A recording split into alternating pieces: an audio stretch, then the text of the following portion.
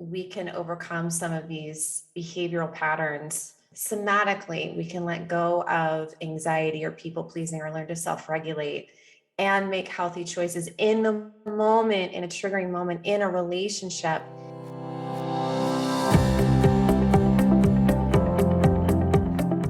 Welcome to From Betrayal to Breakthrough. I'm Dr. Debbie Silber, and today's guest is Bethany Dotson. Bethany is a trauma-informed yoga therapist and relationship coach with over a decade of experience helping professional, high-achieving women heal anxiety, complex PTSD, find their power, and skyrocket their confidence after divorce or toxic relationships, communicate better, navigate conflict, and most importantly, co-create healthy relationships. She's a domestic violence and childhood trauma survivor who helps women triumph over trauma, break their cycle of emotionally unavailable men, and attract the love they deeply desire.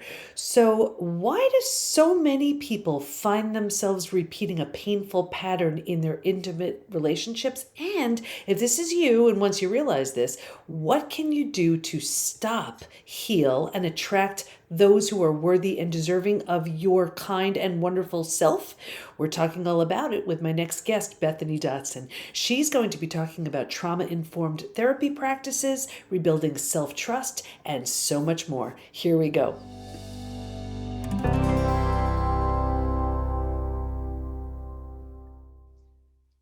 Okay, everybody. You are in for a treat because I have Bethany Dotson with us, and she's going to be talking about somatic work and trauma-informed therapy practices when we heal from complex relational trauma and rebuilding self-trust. Because when trust is shattered, everything kind of gets shattered. It all has to be rebuilt. The issues are in the tissues. How do we release all this stuff? I brought in an expert to teach us. So welcome, Bethany. Thank you for having me. Thank you. I'm excited to be here. I'm excited to have this conversation with you. So, of course, my listeners, viewers want to know, do you understand? Do you get it? Have you been there? Do you have any story you can share with us? Yeah, I will give you the Cliff Notes version. So I personally grew up witnessing domestic violence. So my dad was bipolar. I spent the first 10 years of my life watching my parents, have increasingly violent fights in and out of domestic violence shelters until they finally divorced when I was 10. And then I worked really, really hard in school. I made the decision, I never want to be like that. I never want to end up in that kind of a scenario. And so I double majored in college. I made the dean's list. I worked full time. And then I started having panic attacks, and I was spreading myself too thin. And I was also having friendships that seemed to be really draining and dating a lot of emotionally unavailable men. And even though I worked hard in my career, I tended to get with employers or bosses who were really demanding. I had a hard time setting boundaries, and I increasingly dated more emotionally abusive men. And I'd done 12 years of talk therapy, didn't change anything. I still went out and, I would be in a room of, or maybe online dating, more specifically, and the one guy that I had the hots for, that I had insane chemistry for, was an abuser.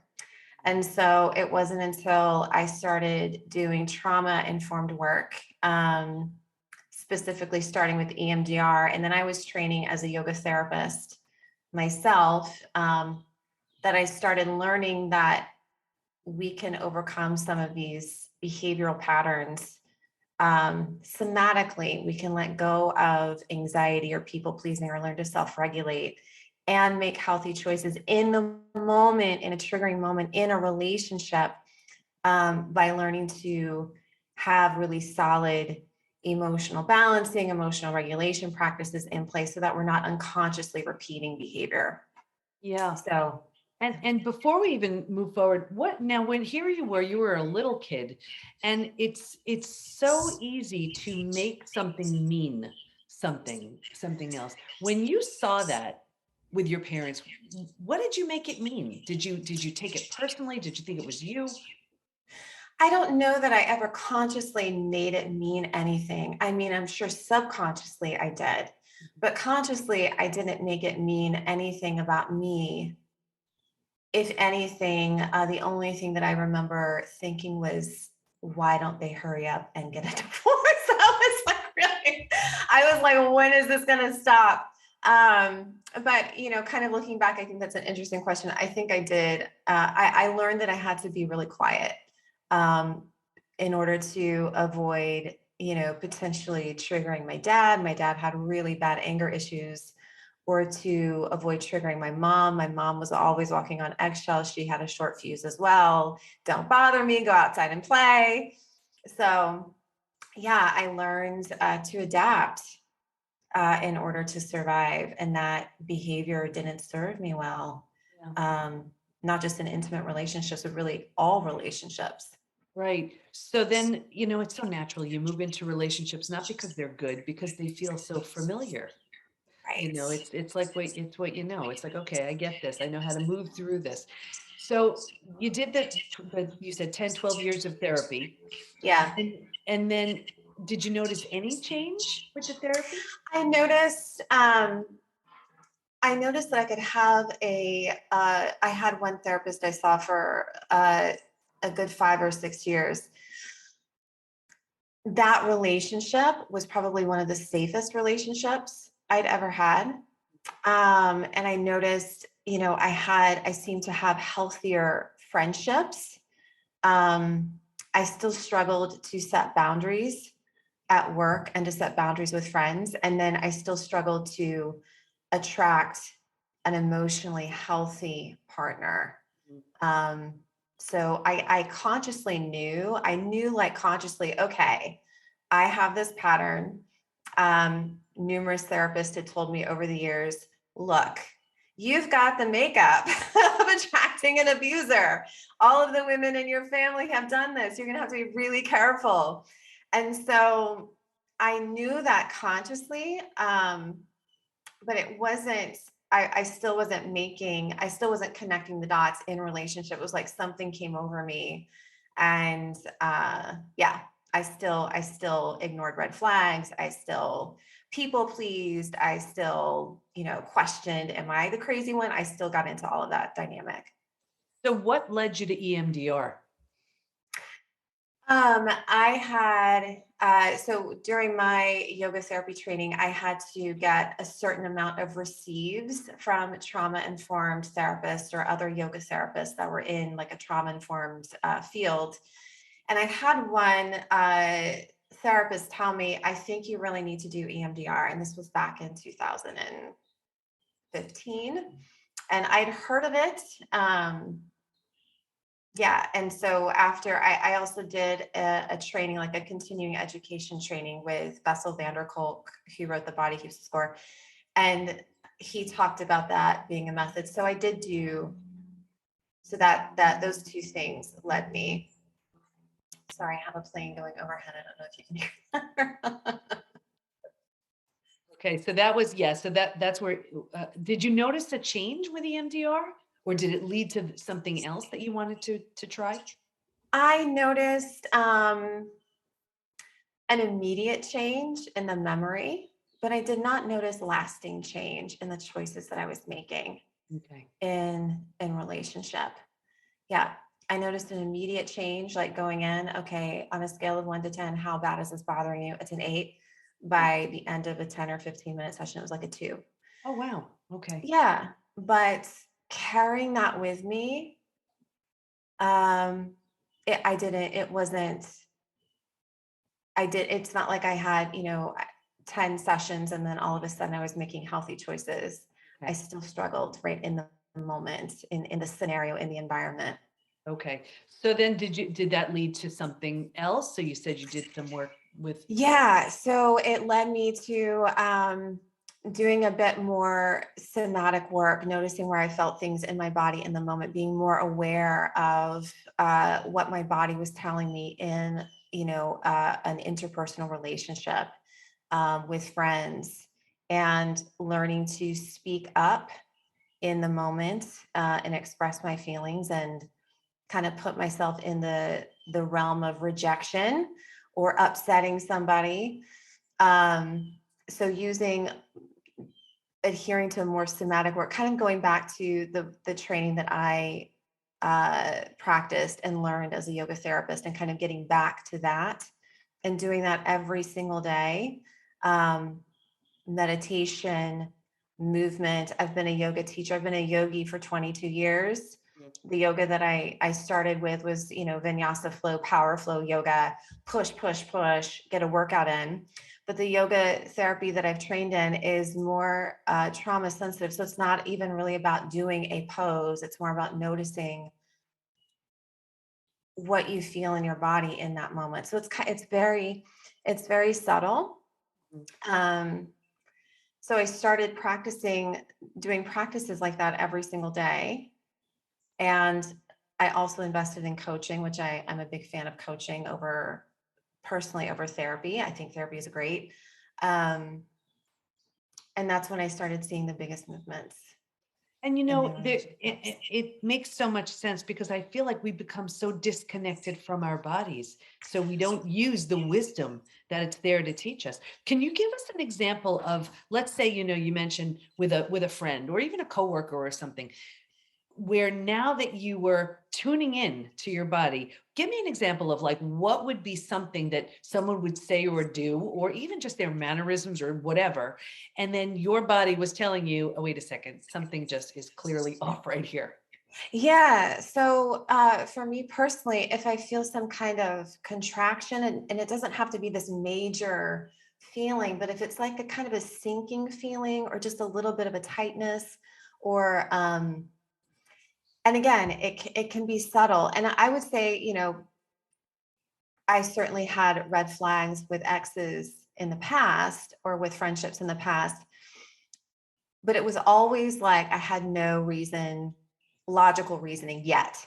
I didn't have any evidence yet, Mm. but I would say my body was still like, hey, this probably isn't a good idea. But now it is so much more pronounced for me because I've practiced and rebuilt that connection.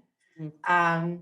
So, a dating scenario might be, somebody says something and in the past I would have overlooked it, but now if it's in my body, I'm like, oh, this is not for me. And then communicating that right away directly. Right, right. Within the PBT Institute, we call that sharpening our BS meter. Yes. Right? It's like the body is so wise. And when we use it to our advantage, it's like these invisible bodyguards that we're getting this additional support from.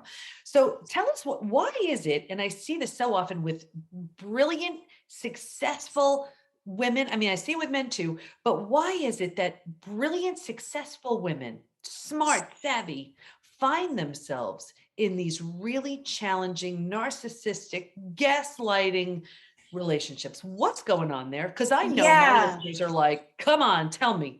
Yeah. So I think there's two answers to that in my opinion. So I think women who are really, really strong and successful and work hard on themselves tend to have some kind of subconscious belief system that I'm not enough unless I'm doing X, Y, or Z, or I have to be achieving some kind of outward success, or I have to have some kind of external validation or some kind of reward system so that I know that I feel good enough. I have to be doing in order to feel like I'm worthy or to feel like I'm good enough. So, and this, nobody gets up in the morning and brushes their teeth and like tells themselves that in the mirror. It's like a subconscious thing that drives her to do that. So that's the first biggest reason. That's one of the patterns that I see in my clients. And I have to stop you right there because that was me. Here I was, 4 kids, 6 dogs, thriving practice. And I didn't realize it, but that fed me. those compliments I would get all the time, like, how are you doing it all? Oh my gosh, how do you do it? How you do? And I didn't realize that was the validation. And it's a Yeah, dangerous trap. it's a dangerous trap. And then leading into attracting someone who is an abuser or who's narcissistic, those relationships, um, I think, there's research and studies like abusers and emotionally unavailable people, they come on so strong. They tell you everything that you want to hear. It's a whirlwind. And that feeds into that pattern of, oh, I'm getting all of this external validation. Now I feel enough. Now I feel enough. Now I feel enough. And then the moment that relationship starts to crumble, or the moment they start to show their true colors, it triggers that fear of rejection or that fear of abandonment. And again, this is a subconscious thing. She might be calling him or wondering why he's not, or chasing or feeling clingy or whatever.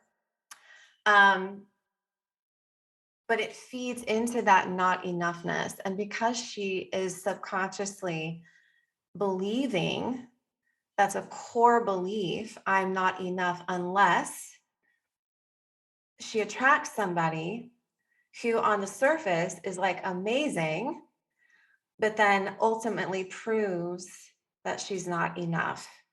So that's my opinion on why that happens, because I feel ultimately it's a subconscious belief system, and that belief system can get installed in there from childhood conditioning, developmental trauma, circumstances in her life, and emotionally unavailable, even narcissistic partners tend to target people like that because on some level they know a really strong woman who does a lot for everybody is going to do a lot for them, who's going to, that woman's going to give him a long runway to play out the dynamic, right, and give him a lot of grace. So yeah. And so that leads me into the idea of, it's so easy to see the gaslighter narcissist and the empath as being like the perfect storm. Tell me the connection there. So I see, I see a lot of people, and I bought into this when I was learning that my ex was a narcissist, and I did my whole, binge researching, and oh my gosh, this is what he is. Oh my gosh, this is what I am. Like self-diagnosing. But what I later learned through my own trauma recovery work is that empaths by nature are not, I think only 1% of the population is truly wired to be an empath, like have the brain wiring to be empathic. They're born that way with that conditioning. The other 99% of people who claim that they're an empath aren't really, they're just traumatized. They have relational trauma, and relational trauma, a lot of times people like label trauma as bad, but especially if you have developmental trauma in childhood, or even just in a really long 20-year narcissistic marriage, it changes the way your brain works. It changes the wiring in your brain, and you're going to be more perceptive, maybe even more intuitive. You're going to have a bigger battery. Your battery is charged a little bit stronger than, non-traumatized people. You're going to sense people's tonalities, their facial expressions a little bit more easy. You're just going to be just a more sensory acute. And people will confuse that with being, I feel things so deeply, I'm an empath. No, probably not. Or probably what's really happening is you've been traumatized. And because of that, you just have this beautiful sensitivity about you now. And so, yeah, that's an interesting distinction that, where it's okay. So just to kind of sum that up, you're saying that, and I heard it was 15%, but 1%, whatever it is, either way, it's a very small percentage of people are actually empaths. But what you're saying is it's the experience of sort of like being in that slow boiling pot, right? The frog in the boiling water over time, on that slow boil, they're experiencing this trauma and they become so sensitive to the experience, and that's what's happening. Is that what you're saying? Yes, more or less. And it might not be, in the experience they're becoming sensitive, but it changes the amygdala, the fight or flight center in the brain. I think their research says that, or research shows people with brain scans who have relational trauma, their fight or flight area is bigger. And the area of their brain that's responsible for tuning inward and being more self-aware is less active. And the area in their brain responsible for speech, speaking up, Mm. like setting boundaries is less active as well. And so when we have a more active fight or flight center, we're just going to be, and it's not even something that we're consciously aware. We're just like scanning, right? Making meaning out of people's facial expressions and gestures and tones and all of that stuff. Yeah. So Yeah. then when it comes to healing complex trauma, relational trauma, what do you do? Where's a good place to start? I am a huge fan of working with your body, having a mind, body, or somatic protocol to retrain, your brain and your body to develop. When people have relational or complex trauma, they're more externally focused. They have a more of an exteroception, I think is the word. They're more externally focused on things outside of themselves. Let me see if I can fix, manage, control this circumstance and abandon myself in the process. Mm-hmm. And that self-abandonment, unfortunately, attracts people who are ultimately going to abandon you. And so when you start to work with your body, and it can be so tedious and frustrating and slow, and sometimes painful at first, you start to turn on and develop interoceptive awareness. So the part of your brain that's responsible for like tuning into your intuition and going inward starts to turn on a little bit more. And your fight or flight center starts to, because you're now bringing on practices that directly impact those areas in your brain, like breath work, like tuning in. Where do I notice this in my body? What feeling is here? Asking powerful questions. Meditation, right? Tuning out from your environment, giving your brain a break. All of these things create that interoceptive awareness. And then we can start to bring that into relationship. Okay, I'm sitting across the table from this second date. He's really attractive, but I'm not really sure. Let me have a little bit of, let me tune in to myself for a moment. What's really going on here? And then we can make healthier choices in the moment. And is there a way you like, let's say someone's, they're listening and they're like, okay, that sounds like a good plan. I'm going to start implementing that. What would be like a subtle sign letting them know, oh, wow, this is working? You are able to pick up sensations and notice things in relationships. So I'll give you an example. I have a client who is in the work right now, and she had her family over visiting. And after doing the work, she had a lot of ahas about how her family of origin was a big influence in how she attracted men. And she had never been aware of that. She always thought, oh, I have a great healthy childhood. That wasn't part of the problem. But after doing the work, she was like, oh, I need to set better boundaries. I need to communicate better. So being aware, I think one of the first signs that you know that you're making progress is you're aware of what your body is telling you, and you're able to express how you're feeling truthfully.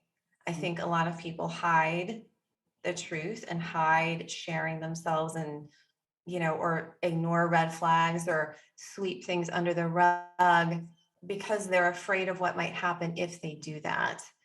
But I think once you start honoring what you're feeling, and you're okay with the temporary discomfort that might happen if you share how you're truly feeling with someone, those are two big signs of growth, Oh, huge beautiful. signs of growth. So now I'm imagining I have so many listeners, they've been burned so many times.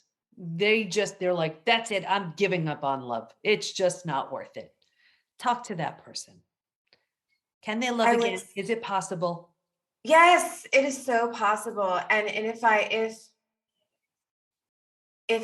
could say something to someone who is in that place and they're like, and they're like, I will never get, and I talk to so many women like this, I will never get into another relationship. Love isn't for me. In so many ways, you're allowing your past to win. You're letting your past win. And your past is your past, but you can make the conscious choice to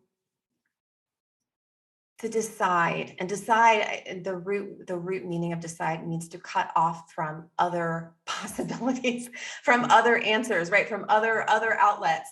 You can decide that you're not going to allow that to happen. We need human connection. That's a biological given. We cannot go through life without it.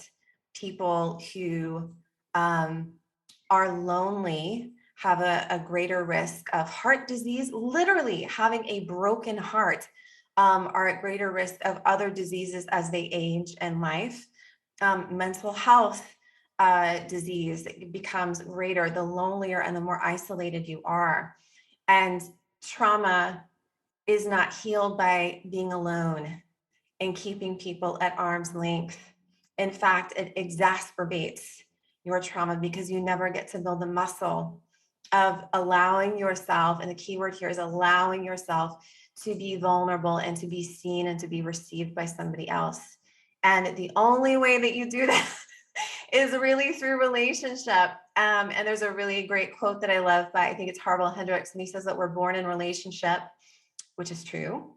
We are wounded in relationship, definitely true, and we can be healed in relationship. Oh, I love And so, that. yeah, and so whether that relationship is with a coach or a therapist, whether that relationship is with a coworker, whether that relationship is with a friend that you meet in a meetup group, or the new guy that you start dating, the biggest thing that's going to take you from I'm still traumatized, I have major trust issues, to now I feel like I'm a whole, or a more complete person, is through that safe relationship. I love that. And I love don't let your past win. And it's so true, right? It's like, think about it. And I always talk about this.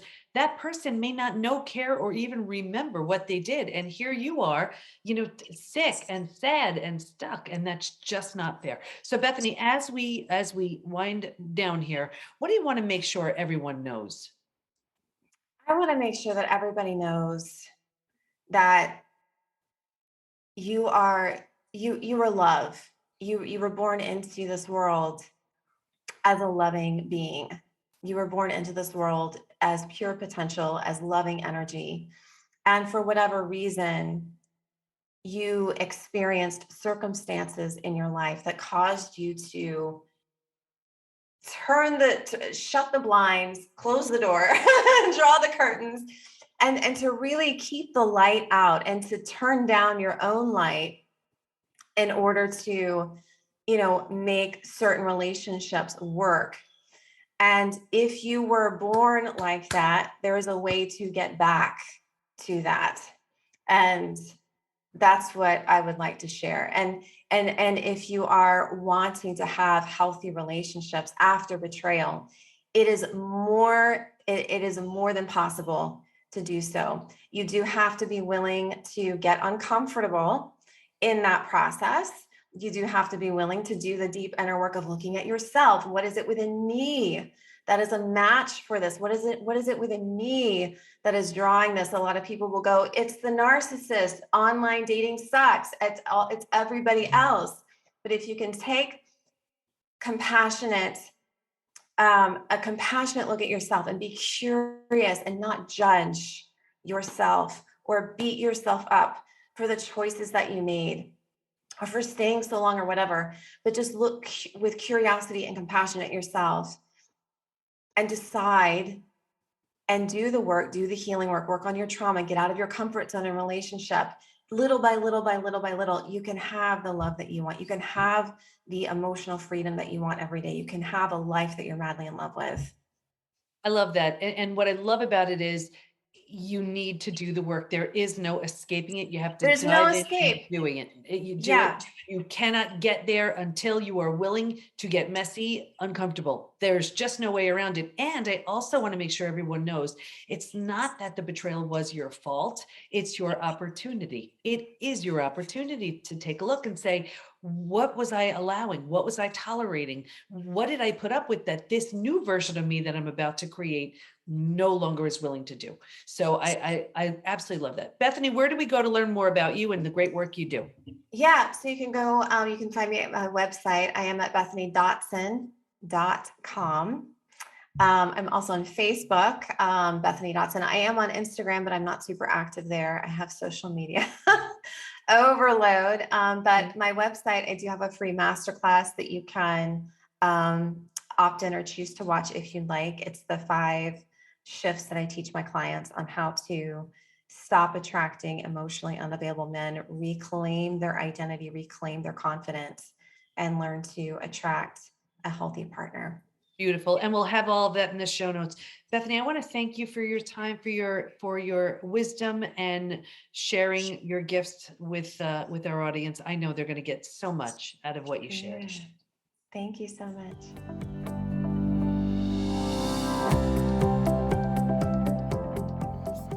Lots of great information. It's all about tapping into the wisdom of the body because it's always talking to us. But are we listening? Stay in touch with Bethany by going to bethanydotson.com, and we'll have all of her information in the show notes at thepbtinstitute.com/podcast. Here's my biggest takeaway. Don't let your past win. That's so important to keep in mind. Just because something happened once or many times doesn't mean it has to continue and doesn't mean it has to be your life story. You can heal, you can trust again, and you can love again. And we're here to help.